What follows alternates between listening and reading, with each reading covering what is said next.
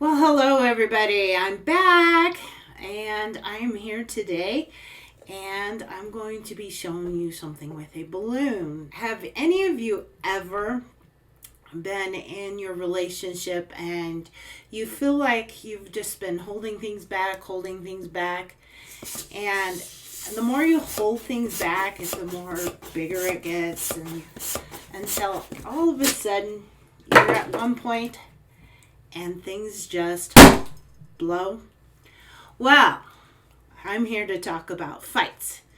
Yes, fights are not comfortable. They're not comfortable for anyone, especially in your intimate relationships.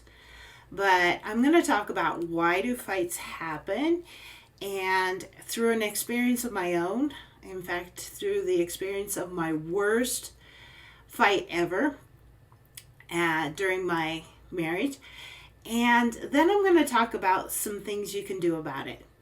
So let's get started. If you don't know me, I'm Dee Stevens, and I'm a relationship coach. And I empower and inspire people to work on their relationships, both couples and singles, through communication. And I wrote The Created Relationship.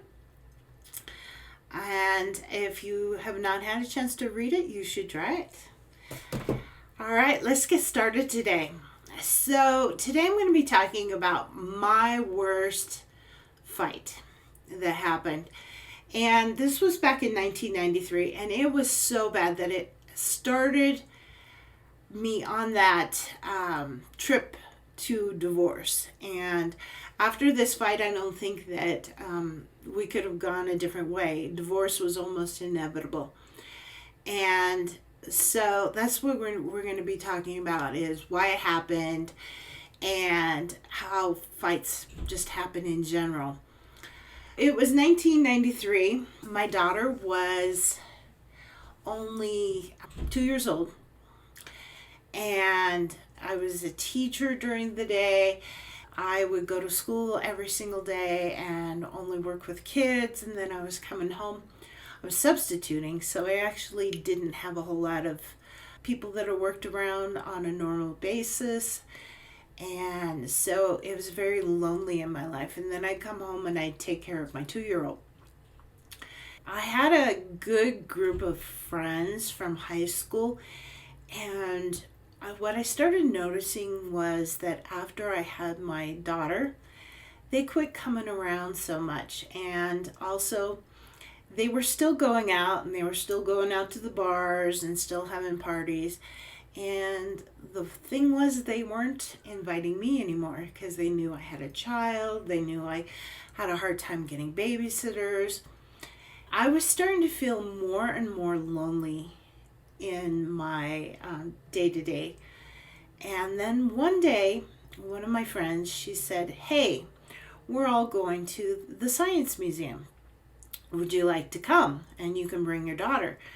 And I thought, oh, I so wanted to go. So immediately I said, yes, I'm going to go. The thing is I didn't talk to my husband about this. I went ahead and told them that we were coming, and we had it set up for a Sunday in Denver. Then I told my husband that I actually lied to him and said that we had to be there at 10 o'clock in the morning because that's when we had to meet up with her friends. And I had to lie to him because I knew for a fact that he would be an hour late. He was always an hour late to everything, especially on a Sunday. It was getting late. It was already an hour past the time which I said that we were going to be there. And then it was another hour. So at that point, we were 2 hours late to getting there. And my husband tended to go hide in the bathroom, and he could hide in the bathroom for hours.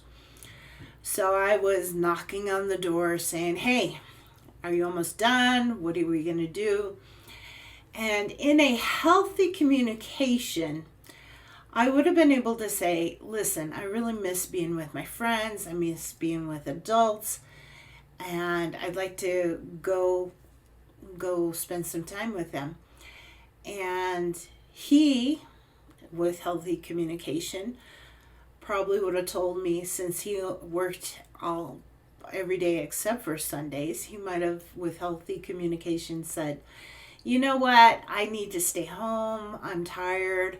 I would rather, spend the day at home with our daughter, and you can go on your own and have a good time. That would have been healthy communication, but that was not what we had.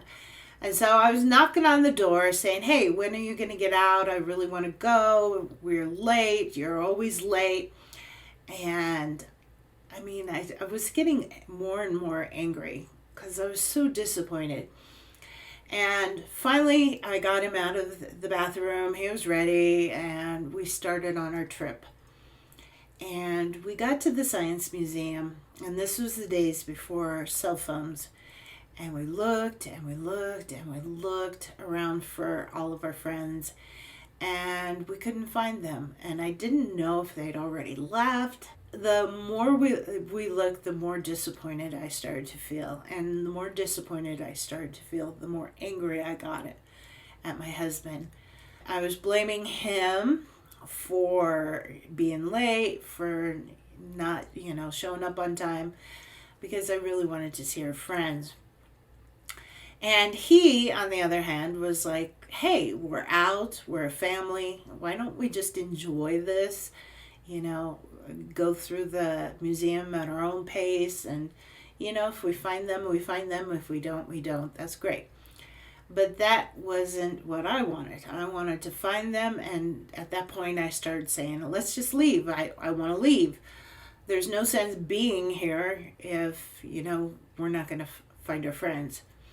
So we got in the car to leave, and that's when I burst. It was like that balloon. I burst. And I was so upset with him, because this was the first time this has happened. This had happened many times before where we were late or missed people. I started probably yelling at him and saying, hey, why are you always doing this? I don't want to be with someone who's always late. And at one point, he just said, get out. And he kicked me out of the car. He said, get out of the car. We were just getting out of the parking lot of the museum, and that's when he kicked me out.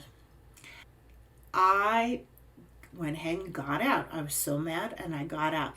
Now, this wasn't the only fight that we'd had where one person had kicked the other person out of the car, one person had left the other person.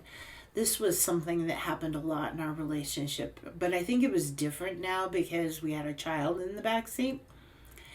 And so I got out of the car and I started walking back to the museum. Now, luckily, I noticed one of my friend's trucks. So at that point, I decided just to wait for her to get out of the museum, and I was going to get a ride with her.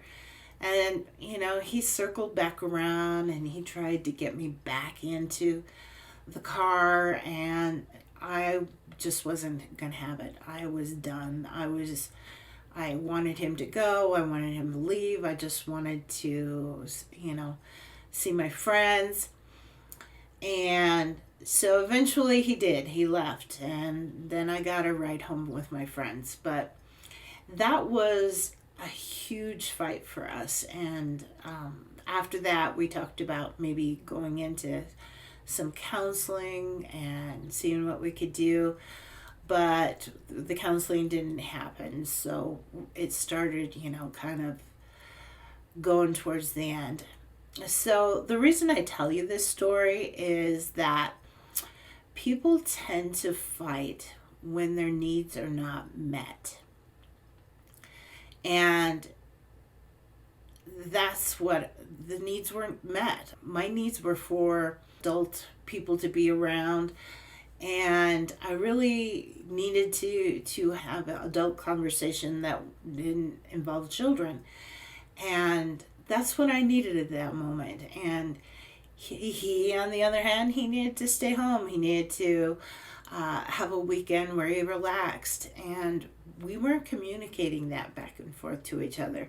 So that's why the fight happened a lot. And people in fights, they want to blame each other for what they need, their needs not being met.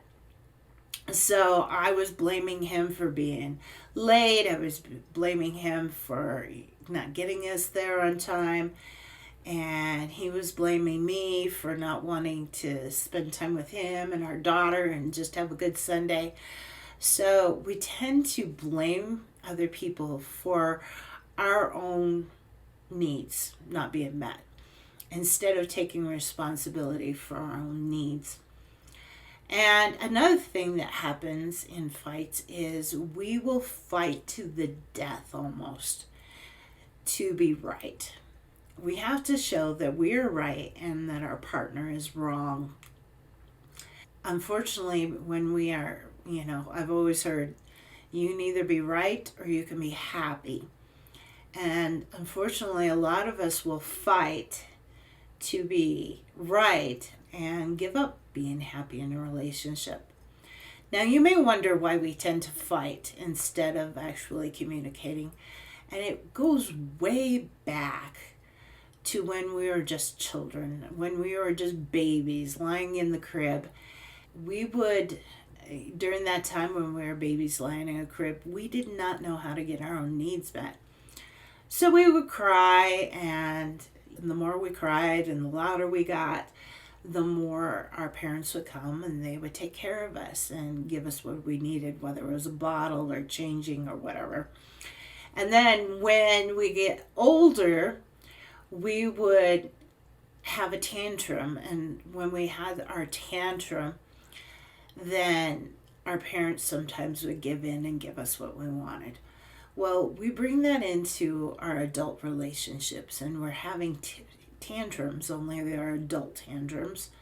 We're screaming, we're yelling, and none of that is ever productive in a relationship in getting your needs met. Those are some reasons why we fight.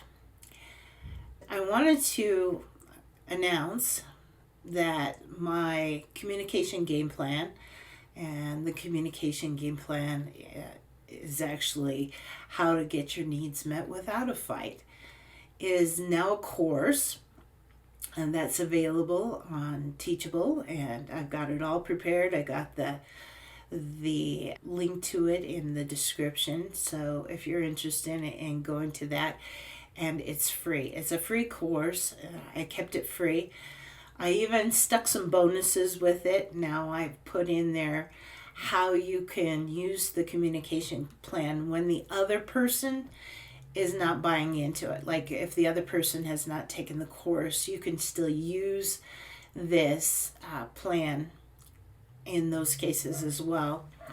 And I also put in there how to get the other person to also take the course with you so that they understand, how to get their needs met as well. So I put all this into a course. This course does not have to be between couples. These techniques work with you and your boss if you want to raise. They could work with you and your coworkers if you're having some problems between you and your coworker. It works with anybody. And so I suggest that you go ahead and go through this.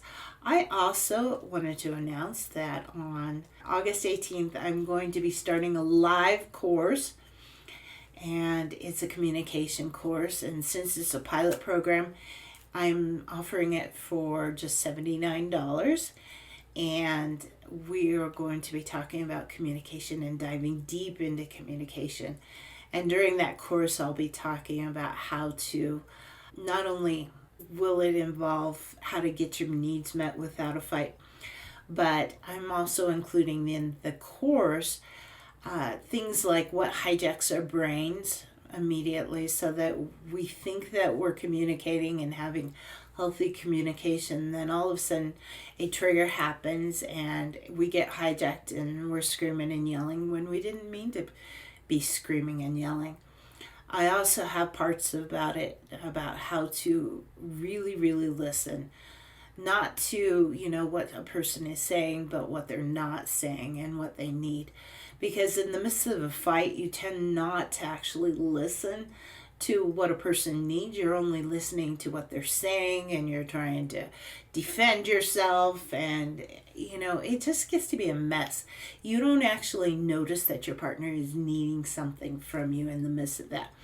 So we do some exercises that you can start to notice what your partner really needs.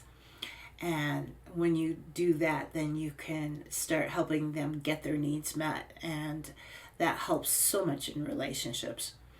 It also has parts about what to do if you have unsolvable problems. Yes, there are some unsolvable problems. And so if you're interested in what are the unsolvable problems and how to deal with them, it has part of that. And also it has some really good things on how to make your relationships juicy and more intimate. And that one is just, it's going to be really great. For only $79, it's worth it. And you get to be on the ground floor of creating this course with me. I mean, that's what we'll be doing, is creating the course together. Now, I have the curriculum, I have what I plan for it, but you show up and you become the other element in that. And that's going to be online. And like I said, it's going to be on Tuesdays at 7 p.m. And if you're interested in that, go ahead and go to the link about the game plan and sign up for that. And you'll find also a link there on this course as well. Anyway, that's what fights are. I hope that's been helpful. I know that I had a lot of really, really horrible fights during many of my relationships. And they're not comfortable, they're not fun, they're scary because you think that the relationship could end. And sometimes the relationship does end when your communications are that horrible. And so that's why I'm committed to helping people with this. Anyway, until next week, I hope you are all well, and I love you all, and you can do this, and I will talk to you later. Bye-bye.